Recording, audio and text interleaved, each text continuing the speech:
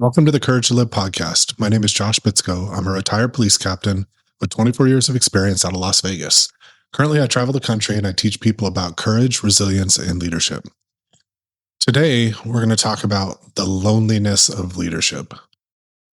And what I mean by that, I remember when I was a new lieutenant and I promoted, and like many times when you promote on a large police department, the only opening is on graveyard. As people get more senior and they get older, you don't want to stay up all night.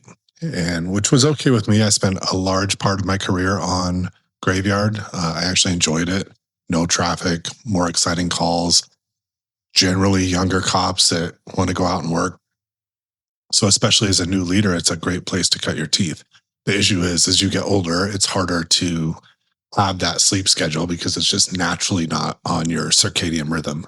So, it gets really difficult to sleep, and then on the weekends you go back to normal. As you get older, you have kids and you're married, so it does make it difficult.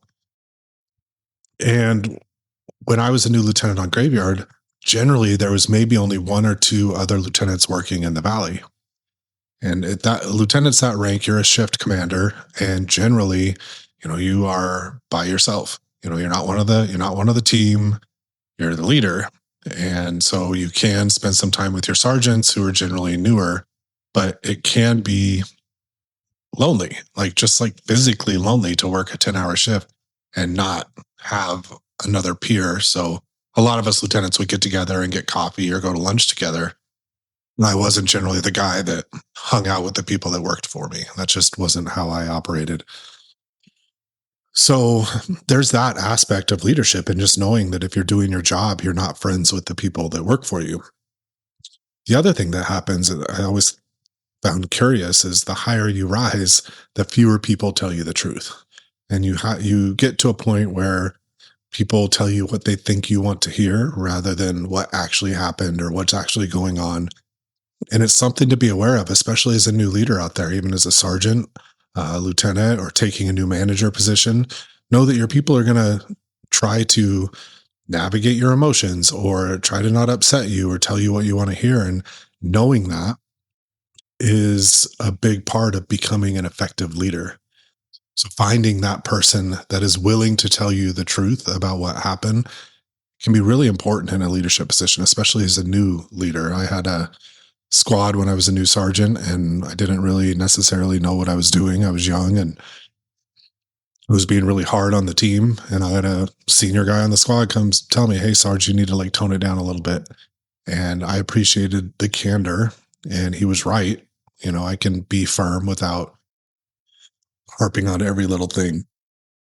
Another thing that happens, which I've seen a lot of leaders fall into this, because the people around you are less willing to tell you the truth and start telling you how great you are, or how all your decisions are amazing, or all your jokes are so funny. You start buying your own BS. And what the dangerous pitfall about that is, that can inhibit growth. So if you start thinking you're already there and you're this amazing leader, an amazing tactical mind, and you in business or as in the first responder community, all the decisions you make are the best decisions, then why grow? So knowing that and knowing the truth about, it's just the nature of leadership, is there are people that are going to, blow smoke, or, brown nose, or all of those things that can happen. And don't play into that. Just know that, hey, I'm still a human. I still make mistakes. And realizing that you make a mistake is the first step of learning from that mistake. So there's a true danger with surrounding yourself with only people that agree with you or people that praise you.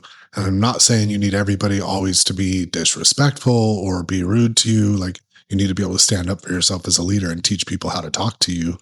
But at the same time, you need to get to the truth. You need to know that when you make a mistake in leadership or on a decision regarding the business, that you need to know the truth about what happened, so then you can improve and not make the same mistake twice. There's a couple ways, like I said earlier, you can find that person that's willing to be candid with you. Also, like in meetings, say, I need to know what really happened. I don't need my ego stroked. I don't need all of these different things. All I need is to know the truth about what happened, ask for honest feedback, There are tools about 360 or tools like 360 review that you can do and get that candid feedback. But like I've mentioned in earlier podcasts, the best leaders that I've ever worked for are ones that are always trying to grow. Part of that's reading books, part of that is taking classes, listening to podcasts. Another part of that is seeking out candid criticism or reviews about how you're doing as a leader, talking to your boss, talking to the people that work for you, talking to peers, constantly seeking that information so then you can grow. But know that it's always in your capability to improve as a leader. I've had my high times as a leader. I've had the times where I was making mistakes and my low times, and learning from your mistakes and constantly trying to be better is a very important quality, and it can really help you succeed in work and in life. So, just keep that in mind. Thank you for spending some time with me today.